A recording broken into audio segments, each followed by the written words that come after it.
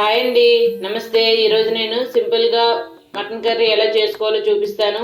దానికోసం first pan పెట్టుకొని oil వేసుకొని ఆయిల్ వేడయ్యాక దాల్చిన చెక్క, బిర్యానీ ఆకు, లవంగు, బ్లాక్ ఇలాచి వేసుకొని మంచిగా ఫ్రై అయ్యాక ఆనియన్స్ కూడా వేసుకోవాలి. ఆనియన్స్ మంచిగా ఫ్రై చేసుకోవాలి.